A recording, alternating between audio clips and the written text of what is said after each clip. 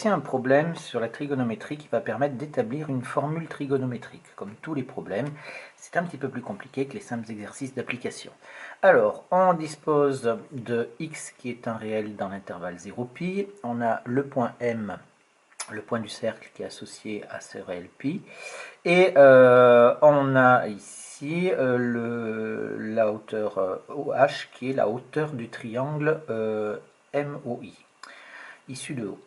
On nous demande les coordonnées du point I ici dans le cercle trigonométrique, donc ça on les connaît, c'est un 0. Le point M, les coordonnées du point M, on est bien d'accord que je lis l'abscisse sur l'axe des abscisses, ça nous fait donc cosinus x, et l'ordonnée sur l'axe des sinus, c'est-à-dire sinus x.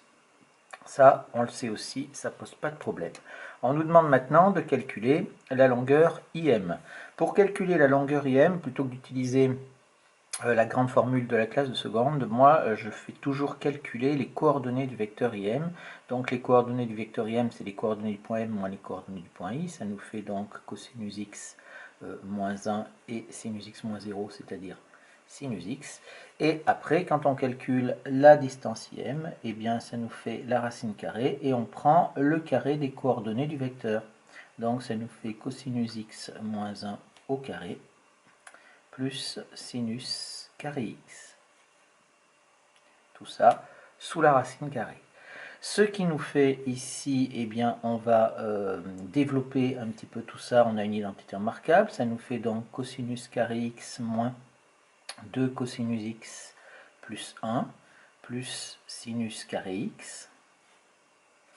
Alors ici, on est sous la racine carrée, bien sûr, tout le temps. Hein.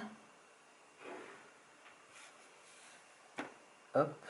Et ça nous fait est égal. Ici, on reconnaît cosinus carré plus sinus carré, on sait que ça fait 1.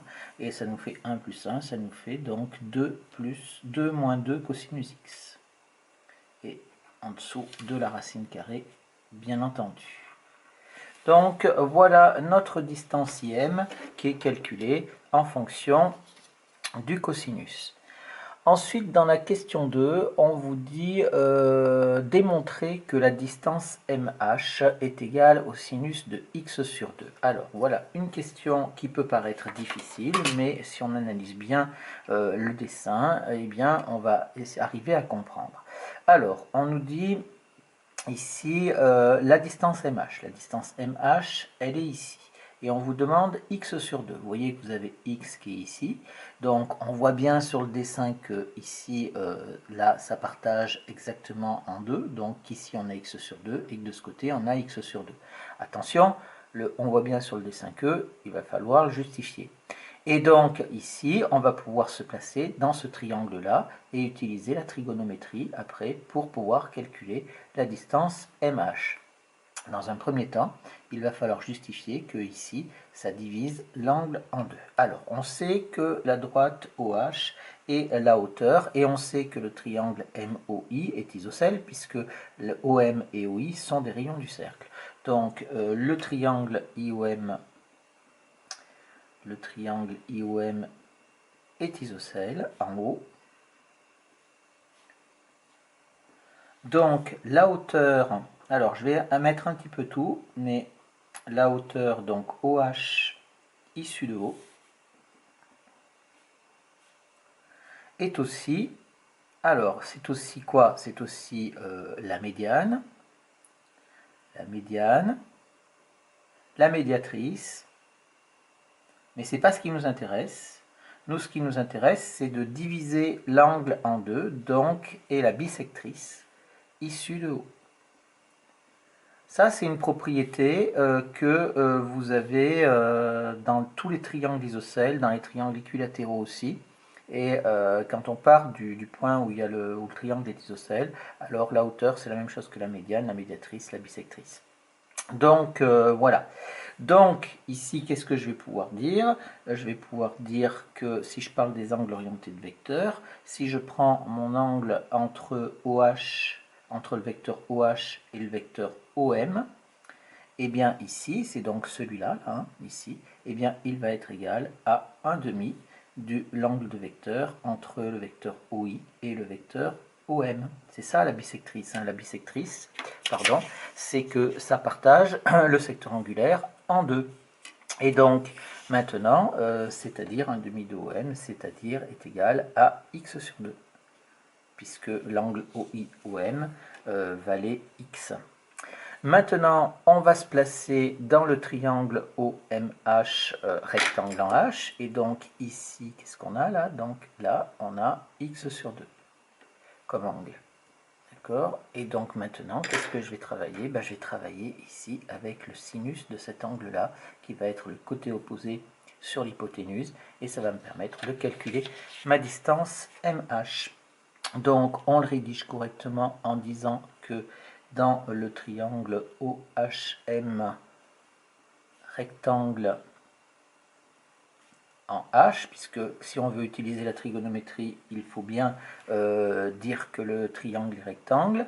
Je vais pouvoir dire que le sinus de l'angle MOH, alors ici, attention, je passe en angle géométrique, donc ça n'a pas tellement d'importance, hein, est égal à la distance donc MH, c'est-à-dire le côté opposé, sur l'hypoténuse, c'est-à-dire la distance OM, ce qui est équivalent à dire, donc l'angle MOH, pardon, ça nous fait sinus de x sur 2, puisqu'on a dit que l'angle MOH il valait x sur 2, est égal à la distance MH sur la distance OM, c'est-à-dire la distance MH ici, car la distance OM est égale à 1, puisqu'on est dans le cercle trigonométrique.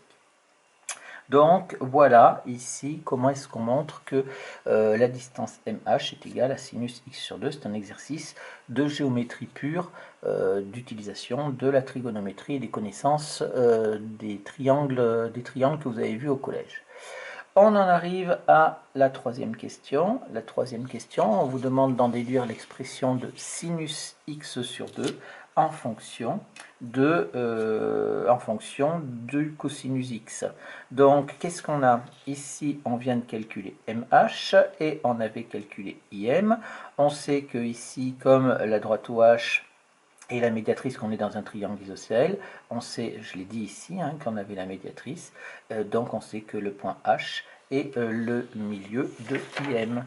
Donc ici, je vais dire comme OH et la médiatrice,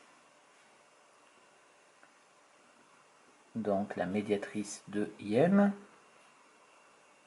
du segment IM, on peut dire que H est le milieu de IM.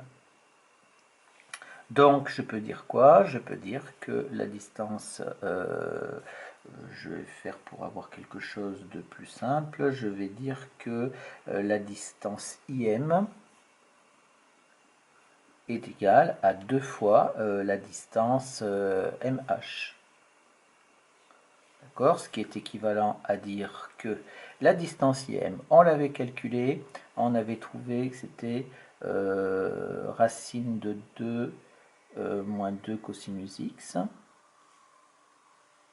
qui est égal à 2 fois la distance MH, c'est-à-dire 2 fois sinus x sur 2. Alors ici, il faut calculer sinus x sur 2, donc c'est équivalent, je vais retourner un petit peu l'équation, ça me fait sinus x sur 2 est égal à racine carrée donc de 2 moins 2 cosinus x sur 2. Alors ici, je vais modifier l'écriture pour avoir quelque chose de simple. Je voudrais avoir qu'une seule racine carrée. Donc je vais faire passer cette division par 2 qui n'est pas sous la racine. Je vais la faire passer en dessous. Donc ça nous fait est égal à quoi? Ça nous fait est égal, je prends une grande racine ici. Je vais conserver mon 2 moins 2 cosinus x. Et après, ça va me faire, si je veux rentrer le 2 sous la racine, ça me fait sur 4. Et ce que ça me fait, donc, c'est équivalent à dire que le sinus de x sur 2 est égal à la racine carrée de, alors 2 divisé par 4, ça fait 1 demi, ça me fait donc 1 moins 1 cosinus x, le tout sur 2. Tout en racine carrée, comme ça. Donc je réécris sans le 1, ça me fait 1 moins cos x sur 2, ici, en racine carrée. Voilà ici comment est-ce qu'on calcule le sinus de x en fonction du cosinus. Maintenant qu'on a ça, la dernière partie, ça c'était la question 3, et on nous demande de démontrer que cosinus x sur 2 va être la même chose mais avec un plus au lieu d'un moins. Donc là, il faut bien comprendre une chose, c'est qu'on a toujours notre formule fondamentale de la trigonométrie, on a le sinus, on nous demande le cosinus, et bien on a notre propriété qui va nous permettre de le faire. Donc on a toujours, sinus carré x sur 2 plus cosinus carré x sur 2 qui est égal à 1. Ça, c'est la formule fondamentale de la trigonométrie. Eh bien, on va la voir et on va l'utiliser. C'est équivalent à dire donc que le cosinus carré de x sur 2 est égal à 1 moins le sinus carré de x sur 2. Et donc, c'est équivalent toujours à dire que mon cosinus carré de x sur 2 est égal à 1 moins, alors, j'avais mon sinus x sur 2 qui est ici, qui était égal avec une racine carrée. Si j'en prends le carré, ça me fait donc ici racine carrée de 1 moins cos x sur 2 au carré. Je fais toutes les étapes. Ça me fait donc cosinus carré x sur 2 ici, ça nous fait 1, moins, et là, quand on a le carré, racine carrée au carré, ça nous fait donc 1 moins cosinus x sur 2. Maintenant, qu'est-ce qu'on fait? On va réduire au même dénominateur. Quand on a quelque chose comme ça, on n'a pas d'état d'âme, on sait très bien qu'il faut réduire au même dénominateur. Donc, on met le tout sur 2. On a ici, on multiplie par 2 pour la première, il n'y a pas de souci, mais attention, attention, ici vous avez un moins devant un trait de fraction. Je rappelle que le trait de fraction a fait office de parenthèse. Donc ça nous fait 2 moins 1 moins cos x ici.